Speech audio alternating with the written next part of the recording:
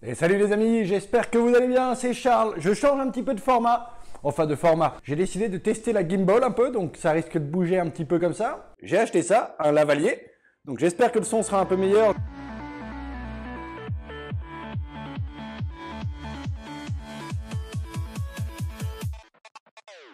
Cette semaine, j'ai animé un meet-up. J'ai eu la chance d'animer un meet-up à Sofia Antipolis, le meet-up jeux vidéo création. D'ailleurs, donc si tu habites dans le sud-est de la France et que tu es pas trop loin de Sofia, Nice, Cannes, je t'invite vraiment à y aller parce qu'il y a des gens passionnants, plein de backgrounds différents et on a tous envie de faire des jeux, donc c'est plutôt un bon petit groupe. Donc n'hésite pas à venir.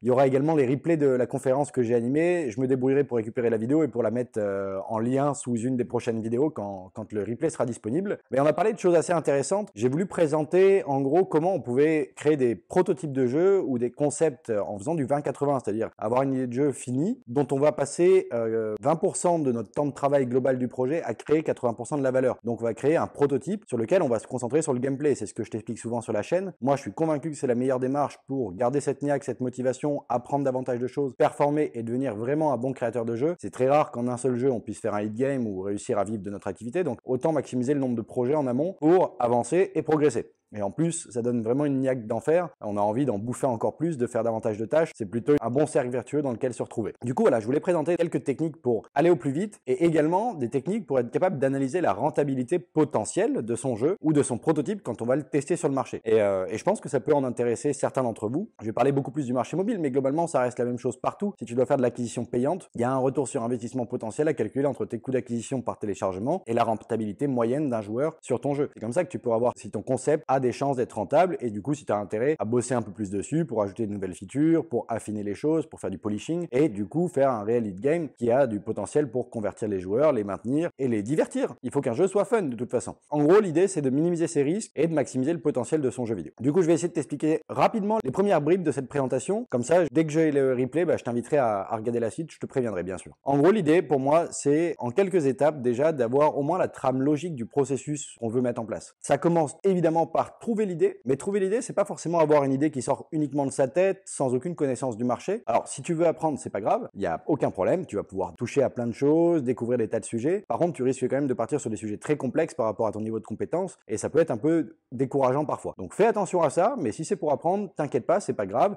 ça fait partie de ton processus d'apprentissage. Faut juste être intelligent sur la prise de recul vis-à-vis de ce processus d'apprentissage. Par contre, si tu veux faire des jeux pour vraiment en vivre, faire un business, là, il va falloir pour moi, je pense être quand même plus intelligent. Et là, il n'y a pas de secret. Pour pouvoir être capable de trouver des bonnes idées de jeu, il faut trouver des idées qui sont cohérentes avec le marché qu'on souhaite atteindre. Donc, il faut aussi avoir une connaissance du marché parce qu'on ne peut pas toucher tout le monde. Il y a des jeux qui correspondent à certains types de joueurs, d'autres pas du tout. Donc, il faut connaître un peu les traits de caractère des joueurs qu'on veut viser. Ça permettra de concevoir des jeux ou d'avoir une idée d'un concept qui est un minimum cohérente avec les attentes de cette audience. Et ça, c'est très important. Et je pense que c'est ce qui différencie la plupart des créateurs amateurs qui font ça par passion, et il n'y a rien de mal à ça, et ceux qui veulent vraiment essayer d'en vivre. Et ceux qui y arrivent, en général, appliquent ce genre de méthode parce que sinon c'est très frustrant et très long. Donc l'idée, c'est quand même de pouvoir arriver le plus vite possible à notre objectif, essayer de vivre de cette activité-là. Et je pense qu'il va falloir prototyper un bon nombre de prototypes avant de réussir à trouver son hit game. Je connais pas beaucoup de créateurs de jeux qui ont réussi à créer un hit game qui leur a permis de changer de vie en moins de 2, 3, 4 prototypes. C'est très rare. La plupart font 25, 30, 50 jeux avant d'y arriver. Mais peut-être parce que ils n'avaient pas aussi tous ces conseils à la base. Donc ce que je te partage, c'est issu de 30 prototypes réalisés, c'est issu de discussions avec d'autres personnes qui ont également réalisé plusieurs dizaines de prototypes de jeux ou de concepts avant de réussir à faire vraiment des jeux qui pouvaient leur permettre de réaliser du chiffre d'affaires. Et du coup, peut-être que ces quelques conseils, ces quelques pratiques te permettront d'économiser beaucoup de temps et donc de l'argent également. C'est mon souhait ici.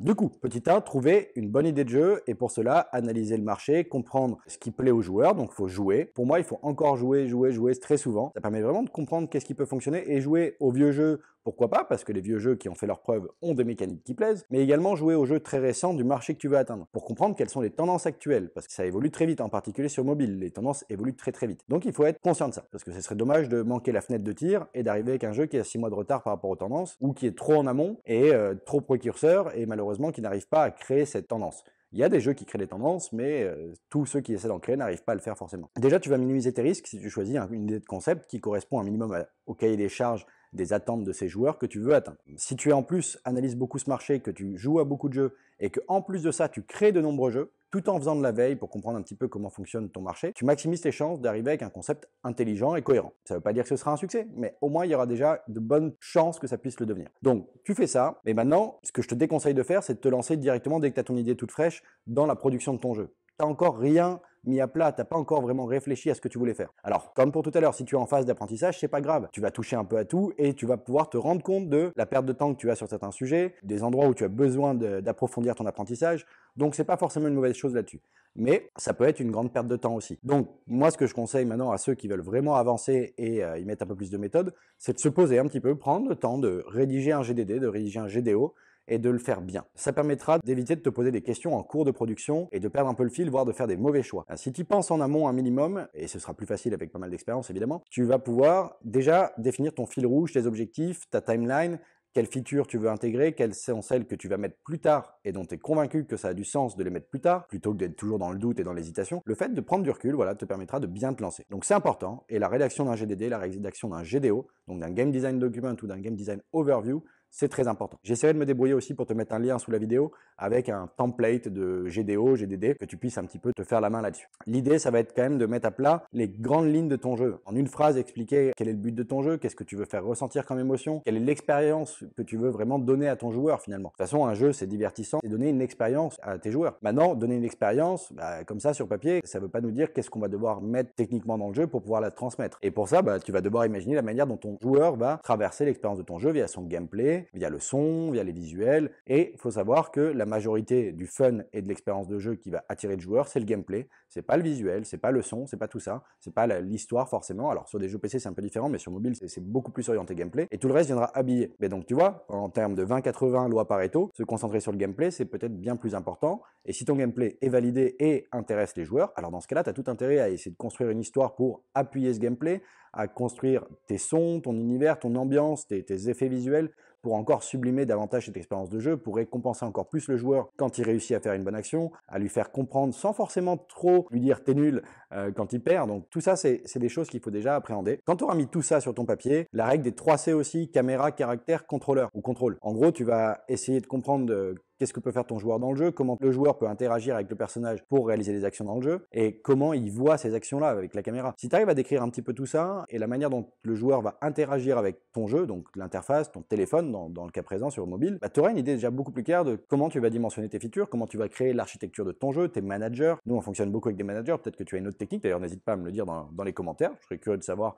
de quelle manière tu abordes la création de tes jeux. Et du coup, ayant une idée beaucoup plus précise de là où tu veux aller, comment tu dois le faire et quelles sont les étapes les unes à enchaîner après les autres, parce que telle feature va dépendre de telle autre et ainsi de suite, te permettra de réellement démarrer la production de ton jeu en sachant quoi faire, en ayant pu estimer le temps que ça va te prendre, en prenant un coefficient d'erreur de 2, voire de 3, voire de 5 vraiment si tu débutes, parce que souvent on a une grande ambition, mais quand on maîtrise pas le sujet, souvent on se plante et ça peut être démoralisant. Donc mets-toi une petite marge de sécurité, surtout si tu débutes et que tu n'as pas beaucoup d'expérience. Réduis cette marge de sécurité quand tu prends de l'expérience et mets-toi des challenges, mais au début vraiment prends ce coefficient de sécurité. Et donc tu auras préparé ton projet, ton fil rouge, les différentes features à faire, tu auras fait tes estimations, donc tu auras ton planning, tu auras ton Gantt, ton outil de gestion de projet qui sera prêt pour avancer et démarrer ta production. Et là en général, si tes idées sont bien claires, que tu sais où tu veux aller, que tu as pris de l'inspiration d'autres jeux, que tu as mis tes sources là-dedans pour pouvoir revenir si jamais tu te poses des questions, ta production de ton prototype va être beaucoup plus rapide. Et pourquoi je te parle de prototype? Parce que dans toutes les features que tu vas imaginer, il y a des choses qui sont prioritaires pour faire du 20-80, du Pareto en se concentrant sur le gameplay, et il y a tout le reste. Par exemple, je dis une bêtise, tu veux faire un shooter,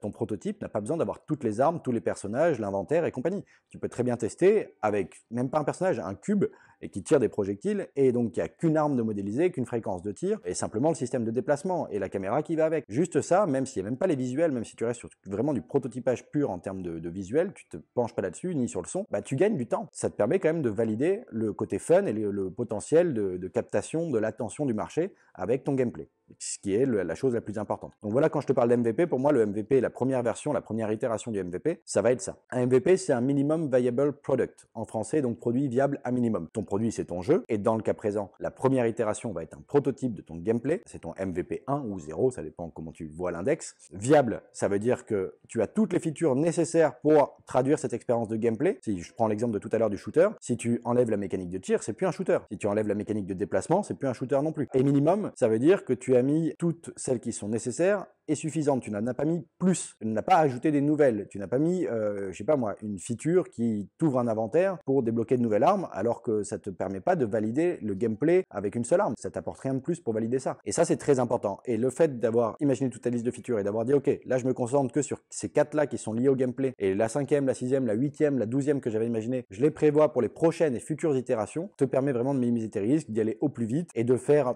un choix stratégique quand tu auras testé ton projet, de te dire, bon, bah là, il n'a pas été bien compris, donc peut-être que mon gameplay n'est pas assez intuitif, il n'est pas assez sexy, donc je vais pouvoir me reconcentrer là-dessus, parce que tout le reste ne viendra pas sublimer ton gameplay, ne viendra pas le rendre meilleur. S'il n'est pas bon, il n'est pas bon. Par contre, s'il est bon et que tu viens en plus après faire tes features suivantes, peaufiner, amener du contenu, tu maximises tes chances de maintenir encore plus tes joueurs. Mais ça marche pas si c'est sur un gameplay qui est pourri. Donc autant valider et vérifier son gameplay très tôt dans le process. Donc avoir un time to market très court. Voilà un petit peu ce que je voulais te partager aujourd'hui. Je sais pas si ce format, finalement, je me suis posé, j'ai pas bougé, je suis désolé. Mais puis on c'était quand même peut-être un peu plus confortable. Si ça t'a plu, et dis-moi également si ça t'intéresse de savoir la suite, parce que là, j'ai vraiment abordé le début de la conférence. Donc, si ça t'intéresse, dis-le moi en commentaire aussi et je ferai une prochaine vidéo pour préciser davantage ces sujets-là. Je t'invite à me mettre dans les commentaires si tu as des questions vis-à-vis de la réalisation de Game Design Document ou de Game Design Overview. Si tu te poses des questions pour être capable de bien analyser le marché, pour comprendre les tendances et compagnie, est-ce que tu as besoin de petites astuces? Voilà. Partage-moi un petit peu toutes les questions que tu peux avoir en tête. Je me ferai un plaisir de te répondre, bien évidemment. Et si tu as une remarque par rapport à ce que je te dis, si tu n'es pas d'accord avec moi non plus, n'hésite pas à me le faire savoir, on échangera dans les commentaires. Si jamais tu n'es pas abonné à la chaîne YouTube, je t'invite tout simplement à cliquer sur le bouton rouge sous la vidéo et à t'abonner à la chaîne, tout bêtement. N'hésite pas à activer la cloche des notifications pour être notifié de chaque nouvelle vidéo que je mets en ligne. C'était Charles Gauthier, créateur de la chaîne Jeux Vidéo Pro. Je te remercie de m'avoir écouté, je te dis à très vite pour la prochaine vidéo. Ciao!